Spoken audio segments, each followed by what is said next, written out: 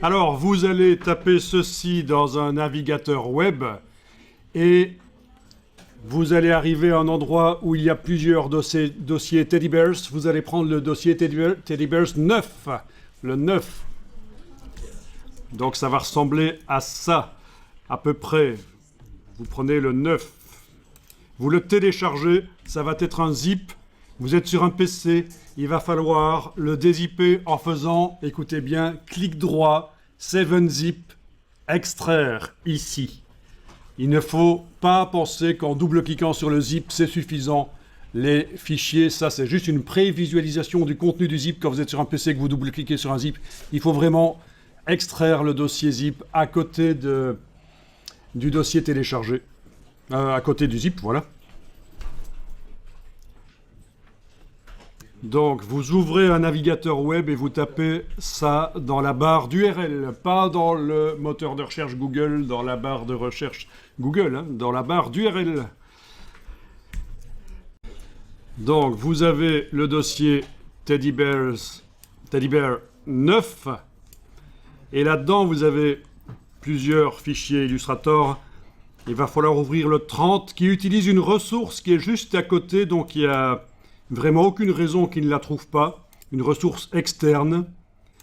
Alors, on a ici un dossier lien qui contient l'ancienne version de l'image au format PNG.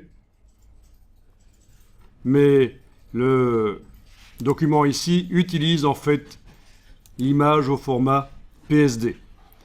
Donc, c'est précédemment qu'il a été décidé de déplacer la ressource externe juste à côté du fichier qu'on va ouvrir parce que quand on passe d'un Mac à un PC, parfois, il ne retrouve pas les fichiers externes, il faut lui réindiquer.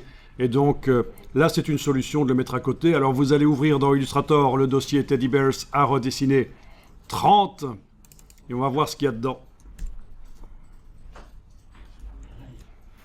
Alors, on va utiliser la palette des calques, menu fenêtre calque, et on va aller voir ce qui se passe si on affiche le calque modèle. Est-ce que l'image s'affiche bien? Vous n'avez pas eu de message disant qu'il n'a pas trouvé une ressource, qu'il faut rééditer le lien, etc.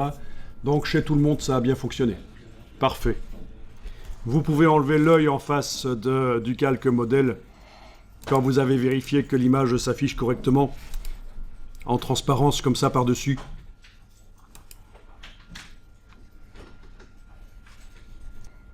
Alors on a un calque qui s'appelle détail. Si on enlève l'œil en face, on voit que ce sont les détails.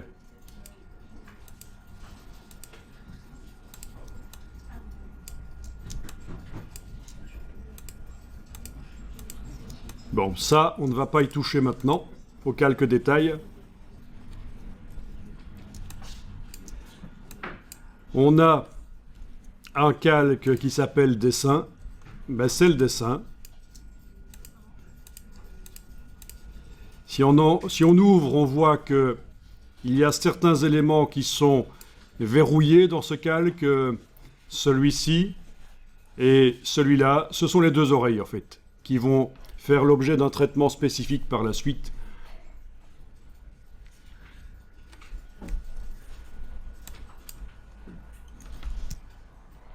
Alors, ce calque dessin, on va le verrouiller, comme ça. Et donc, s'il est déployé comme chez moi, déployé, vous voyez que tout est verrouillé à l'intérieur. Si on enlève le verrou en face du calque, les objets qui étaient verrouillés avant restent verrouillés. Si on remet le verrou, tout est verrouillé, tout le calque est verrouillé. Et on va créer un nouveau calque sur lequel on va aller dessiner deux formes. Deux, trois formes, on va voir. Vous cliquez sur le petit signe plus et vous avez un nouveau calque qui arrive là au-dessus du calque qui était activé, le calque dessin. Ok. Donc normalement c'est le seul calque sur lequel on sait travailler, les autres sont tous verrouillés. Vous allez pouvoir réafficher l'image modèle. On travaille sur ce calque-là, il doit être sélectionné comme ça, bleu en surbrillance. Parfait. Alors on va y aller au crayon, redessiner. Donc vous allez prendre le crayon qui se cache. Et là, c'est là l'importance d'avoir mis la palette des outils complète, parce que sinon, c'est pas au même endroit. Je suis dans la palette des outils complète. Je vais derrière l'outil Shaper, je vais prendre l'outil crayon. Outil crayon, et on va aller redessiner sur les pattes ici, les formes, vous voyez. Donc, je vais le faire de plus près comme ça, vous allez voir. Voilà. Et on revient là où on a commencé. Il y a une petite rondelle à côté du crayon qui dit qu'on va fermer la forme. Voilà, vous fermez la forme. C'est parfait. Au niveau du crayon, j'aimerais vérifier chez vous comment il est réglé. Double-cliquez sur le crayon dans la palette des outils. Vous avez la fidélité qui est à cet endroit-là ou plutôt au milieu? Au milieu. Voilà, ici chez moi, je l'ai déplacé un peu vers là, mais c'est pas grave. Vous n'êtes pas obligé de recommencer ce que vous avez fait. C'est juste pour que, par rapport au trait que je fais, il y ait un moins de lissage une fois que je lâche le bouton de la souris. Ici, dans les limites 2, il est indiqué 6 ou 20. Mettez 20, c'est mieux. Quand on doit modifier des tracés sélectionnés avec le crayon, on n'est pas obligé de viser hyper bien. On peut être un peu à côté de la plaque. 20, c'est mieux. Vous cliquez sur OK. Vous avez modifié le comportement d'outil crayon. C'est comme ça que ça fonctionne, les outils. On double-clique sur eux. On a souvent des options. Donc, vous êtes avec l'outil crayon. Si vous enfoncez la touche contrôle du PC ou commande du Mac, c'est le raccourci de la flèche. Vous pouvez aller réactiver le trait. Alors, pourquoi il ne veut pas se réactiver là? Ah, il est activé. Oui, oui, il est activé. Vous voyez les points qui apparaissent chez vous quand vous l'activez? Non? Quand vous enfoncez la touche contrôle du PC ou commande sur le Mac et que vous cliquez sur le tracé, est-ce que, déjà dans la palette des calques, ça vous indique que le tracé là, il est sélectionné, le tracé qui est sur le calque? Voilà. Et est-ce que vous voyez les vecteurs qui apparaissent? Parfait. Chez moi, je ne les vois pas parce que précédemment, j'avais été demandé que même si un objet est sélectionné, les vecteurs ne doivent pas apparaître parce que comme ça, je vois mieux ce que je fais. Donc, dans mon cas, je vais aller dans le menu Affichage et je vais aller demander Afficher le contour de sélection. Voilà, les vecteurs sont là. Il y a beaucoup de points. C'est pas grave, ça peut se simplifier par la suite. Et alors, avec le crayon, on peut reprendre le tracé, bien sûr, si on veut. On n'est pas obligé de coller vraiment à la réalité de la photo. Ce n'est qu'un modèle. Vous pouvez vous éloigner du modèle. Voilà. Donc, vous faites les formes comme vous le sentez. Je vais en faire une autre à côté. Vous en faites aussi une autre à côté.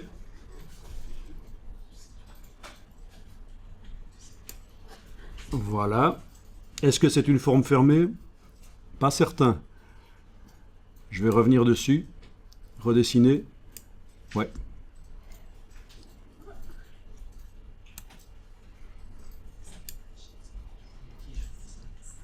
Voilà. Ça, c'est une première chose. On va en mettre ici aussi.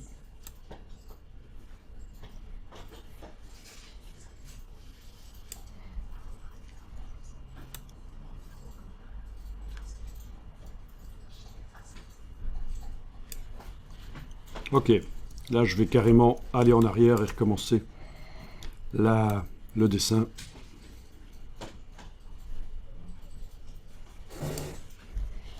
Ok. On va dire que c'est bon comme ça. Donc 3 formes comme ça sur le calque, c'est bien. Vous allez pouvoir enregistrer le fichier enregistré sous et modifier le nom. Je vais mettre un 31. Vous cliquez OK dans les options. Alors, ces formes, je vais les sélectionner. Donc, en principe, si je fais CTRL A sur le PC ou commande A sur le Mac, il n'y a que ces 3 formes-là sur le calque qui se sélectionnent, puisque les autres calques sont verrouillés. Et alors, je vais transférer ces formes-là sur le calque qui s'appelle Dessin. Et pour ça, on déverrouille le calque Dessin et on prend le petit carré ici et on le déplace, cliquez, glissez, on le déplace sur le calque Dessin et voilà. Le calque 5 est vide, je pourrais même le supprimer. Il n'y a plus de raison. Pourquoi est-ce que j'avais fait le calque 5 là, enfin le calque supplémentaire qui s'appelait peut-être pas 5 chez vous? Pourquoi j'avais fait? C'est pour éviter d'aller modifier ce qui se trouvait dans le calque dessin. J'ai fait ça donc sur un calque à part. Bon, le calque dessin, il est déverrouillé. Ça veut dire qu'avec la flèche noire, je peux aller éventuellement sélectionner une forme existante.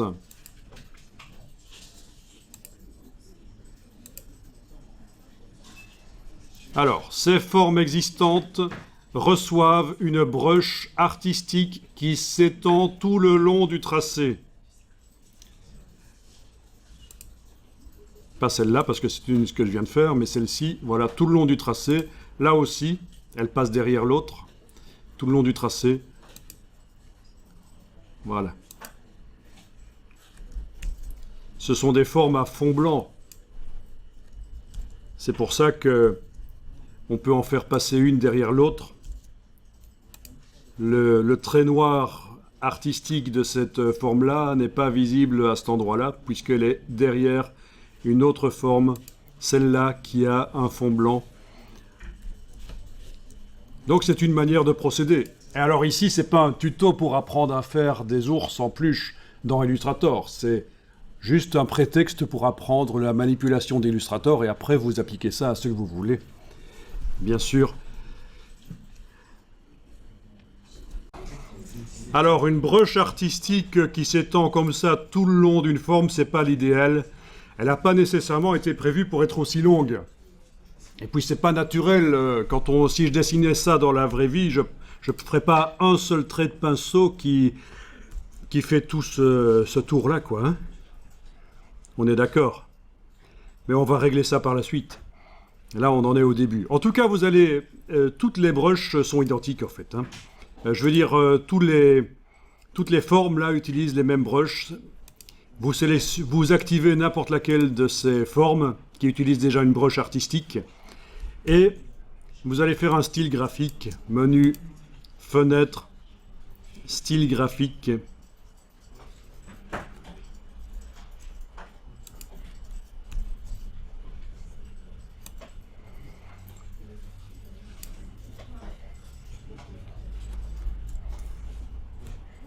Donc, avec la forme qui est sélectionnée là, vous cliquez sur le petit signe plus. Le voilà, le style graphique. Vous allez l'appliquer évidemment aux formes que vous avez faites tout à l'heure. Donc vous allez activer une forme que vous avez faite tout à l'heure et appliquer le style graphique que vous venez de stocker. Et on va voir ce que ça donne. Voilà.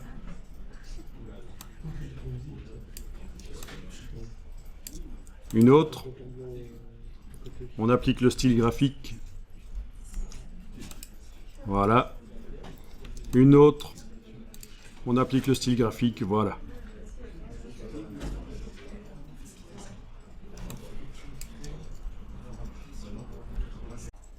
Donc, on est allé sélectionner une forme. Et est-ce que certains ont sélectionné cette forme-ci? Non, parce qu'elle est spéciale. Dans la palette aspect, si on va dans menu fenêtre aspect, on voit qu'elle a un contour avec la brush fusain, ok, mais son fond blanc n'est pas affiché. Alors que les autres formes, leur fond blanc en principe est affiché. Si j'active une autre forme, oui, le fond blanc est affiché. Le fond blanc est affiché. Et donc, si on active une des formes que vous avez faites précédemment, le fond blanc est affiché. À quoi ça sert? Eh bien, vous allez comprendre. Si on enlève l'œil en face du modèle, déjà, on va y voir un peu plus clair. Voilà. Et si on affiche le fond coloré, voilà, on voit que sur le bord des formes que vous avez dessinées, il y a un débord blanc. Là, je la bouge un peu. CTRL Z, j'annule. Il y a un débord blanc. C'est le fond qui permet de faire quelque chose de plus graphique qui va empêcher que les traits noirs des autres formes aillent jusque celle-là. Mais ça doit vous dire quelque chose. Vaguement. Donc, concrètement, ça se passe comme ça. Cette forme a un fond blanc, mais dans le fond blanc, il y a un décalage. Quand on clique sur l'hyperlien, vous voyez, je suis dans la palette aspect, avec la forme sélectionnée, ou celle-là, ou peu importe laquelle. Il y a un fond avec un décalage. Si on clique, on voit l'effet de décalage, donc 2 mm de décalage. Je clique sur annuler, là c'était juste pour voir. 2 mm de décalage.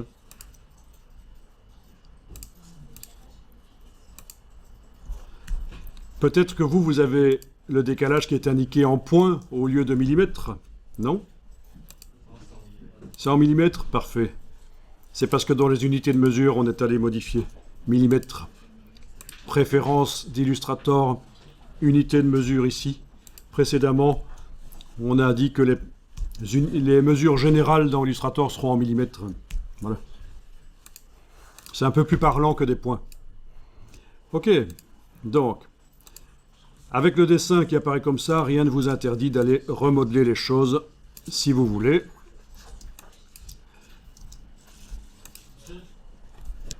Donc pour remodeler, j'ai activé le crayon. Avec la touche CTRL, c'est le raccourci de la flèche, je peux aller activer la forme que je veux remodeler.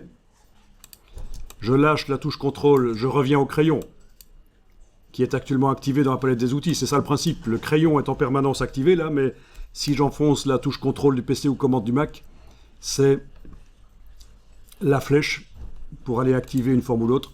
Bon, une fois qu'elle est activée avec le crayon, vous pouvez aller remodeler si vous voulez, comme vous voulez. Là, j'annule parce que j'ai fait n'importe quoi. Voilà. Faut pas hésiter à faire du CTRL Z, du commande Z, si on a foiré.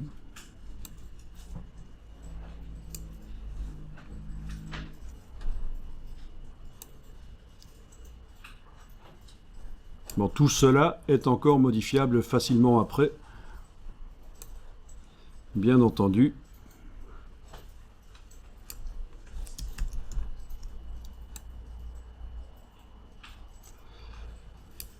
Ok.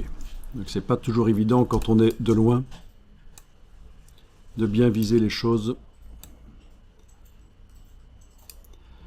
Ok. Flèche noire, je clique à côté et on va enregistrer le document. Alors actuellement, la brush qui est utilisée, et vous le voyez dans la palette des formes, menu fenêtre forme, quand vous activez avec la flèche noire une des formes, là vous voyez que c'est cette brush là. Il y a d'autres brushes disponibles dans Illustrator. Si on va en bas à gauche de la palette forme, en bas à gauche dans la bibliothèque artistique, vous pouvez aller chercher d'autres types de formes. Je vais essayer artistique pinceau, on va voir ce que ça dit. Voilà une brush qui apparaît. Bon, il n'est pas interdit de faire des tests avec d'autres brushes, donc.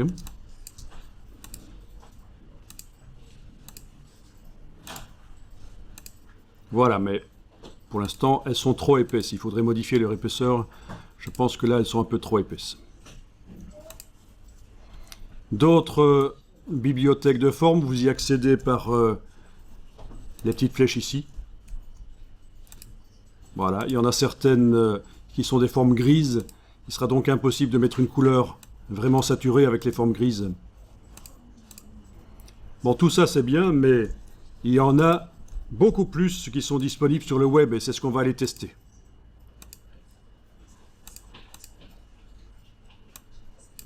Ok.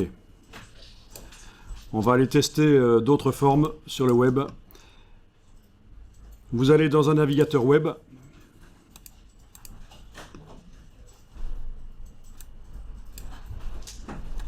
Ouais, c'est mon Facebook qui arrive là. C'est l'occasion de dire, on en parlait tout à l'heure, que les réseaux sociaux, en tant qu'infographiste, vous n'êtes pas obligé de les utiliser de manière débile pour poster des photos de chats. Donc si vous regardez mon fil Facebook, puisqu'il est arrivé là par hasard, c'est l'occasion que j'en parle, vous avez du design,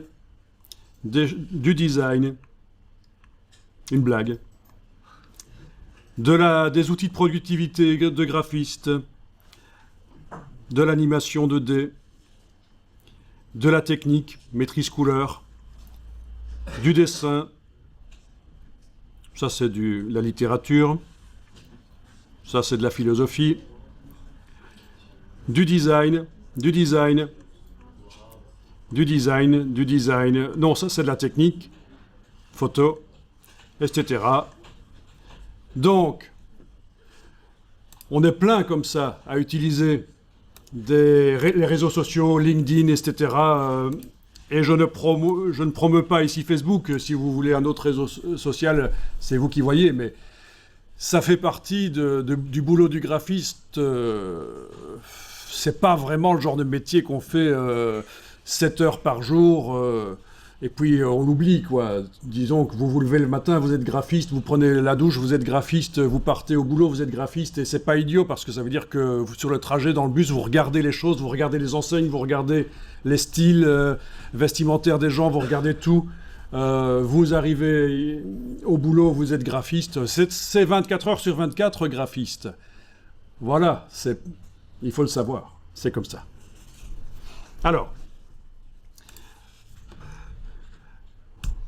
dans Google ou n'importe quel autre moteur de recherche, vous tapez download, et c'est même pas obligatoire que ce soit exactement ça, download Illustrator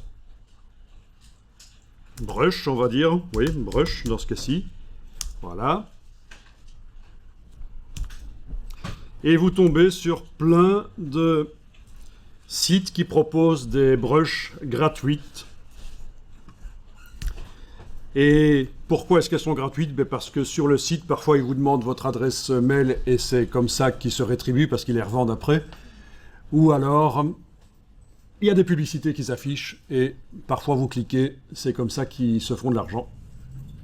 Et donc, pour Adobe, que ce soit pour Photoshop, Illustrator, principalement en fait, et After Effects aussi, vous avez plein de choses disponibles gratuitement sur le web, il faut en profiter. Ce qui n'empêche qu'il faut comprendre le fonctionnement du logiciel avant de pouvoir utiliser ça correctement. Alors, je vais cliquer ici, je vais faire un contrôle-clic, commande-clic sur le Mac, contrôle-clic sur le PC, sur le premier lien, et on va aller voir s'il y a des brushes intéressantes à aller télécharger. Ok. Et alors, j'ai jamais vraiment téléchargé les brushes ici, mais on va voir ce que ça dit. Bon, j'essaierai peut-être bien celle-ci pour voir. Apparemment, ça donne ce genre de choses. Ou peut-être d'autres. Ah, crayon à la cire.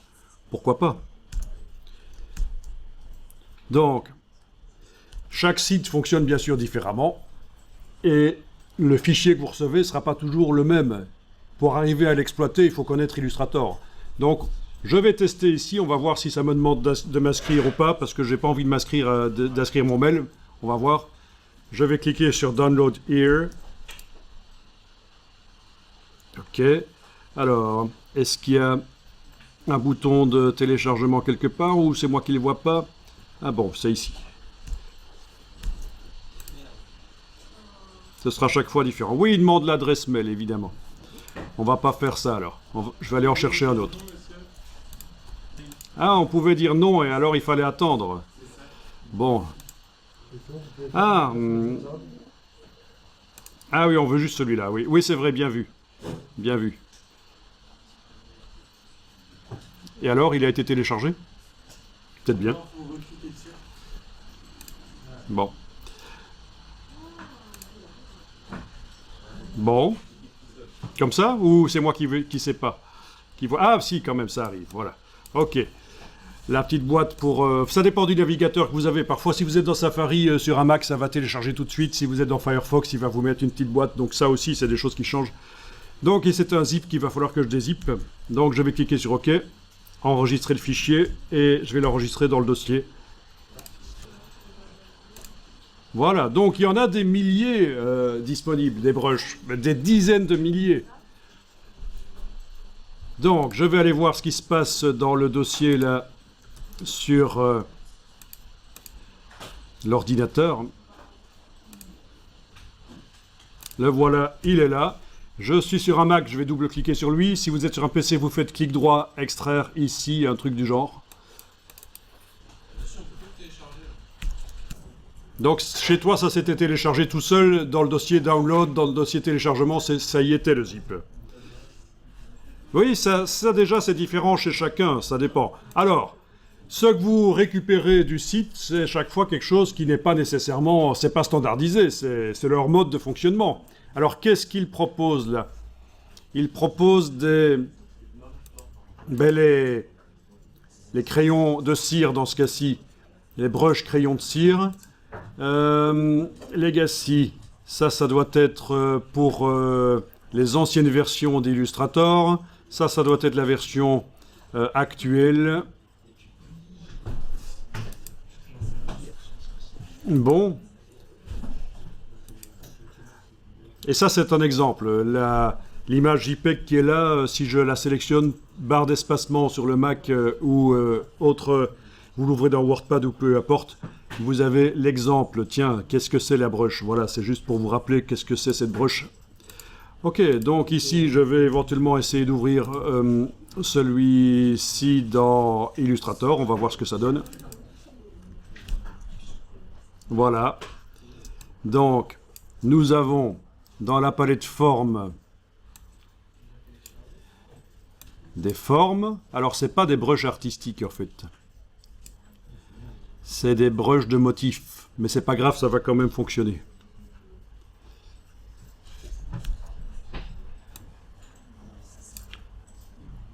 C'est un autre type de brush, c'est pas des brushes artistiques. Et vous avez donc sur le plan de travail là des éléments, des lignes vectorielles qui utilisent chacune de ces brushes. Chaque fois que je sélectionne une ligne, vous voyez que la brush, c'est pas la même qui est sélectionnée.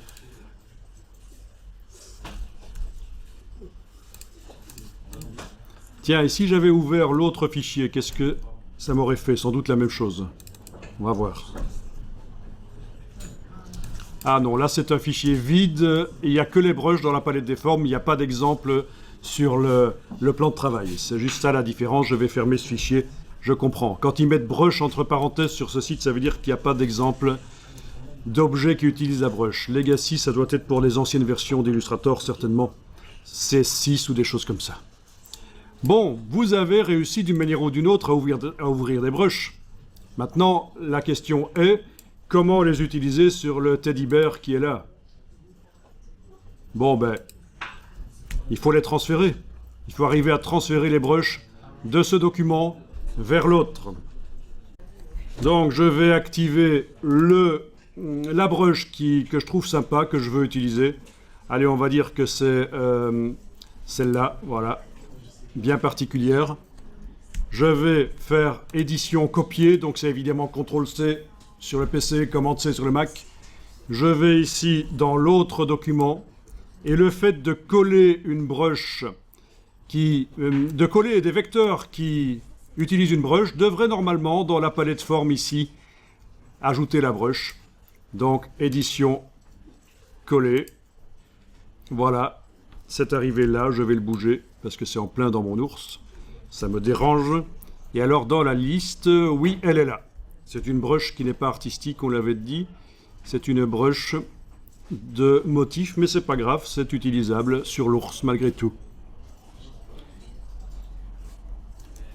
Ça, c'est vraiment hyper intéressant de savoir qu'il y a plein de ressources, que vous n'êtes pas obligé de tout réinventer, de tout faire vous-même. Vous pouvez aller chercher des ressources et on peut aussi les adapter, les modifier. Notamment la couleur ici sera modifiable. Et donc on va essayer de l'utiliser sur l'ours. Donc j'ai besoin de la palette des calques pour voir où j'en suis. Menu fenêtre, calque, elle est où? Elle était là en bas à droite. Voilà. Voilà, donc les autres calques que le dessin sont verrouillés, parfait. Dans le calque dessin, il y a l'oreille là qui est verrouillée et l'oreille là qui est verrouillée, parfait. Donc si je fais CTRL A sur le PC ou commande A sur le Mac, ça sélectionne tout ce qu'il y a sur le plan de travail, sauf les oreilles et les détails qui sont sur un autre calque. Voilà. Et alors on va tester, tiens, qu'est-ce qui se passe si on met cette brush sur l'ours. Donc vous allez activer la brush. Voilà, la brush est là. C'est bien cette brush là, si je compare avec la ligne est où? Elle est là, voilà, ça ressemble à ça. La ligne, et si je vais voir maintenant ici, ouais, ça ressemble, il y a des nuances de gris différentes, oui, oui.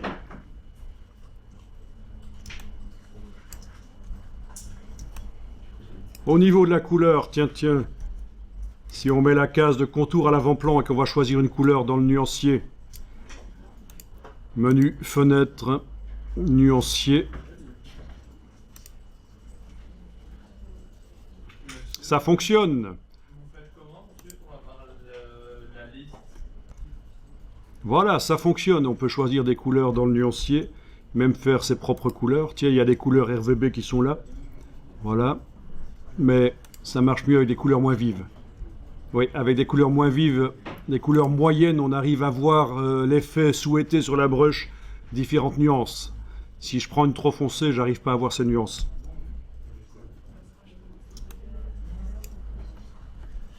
Donc, ton Illustrator a planté, en principe, tu le relances et il va te proposer de réouvrir le document. Voilà, parce que dans les préférences d'Illustrator, gestion des fichiers, il y a un enregistrement automatique toutes les 2 minutes, c'est réglé comme ça.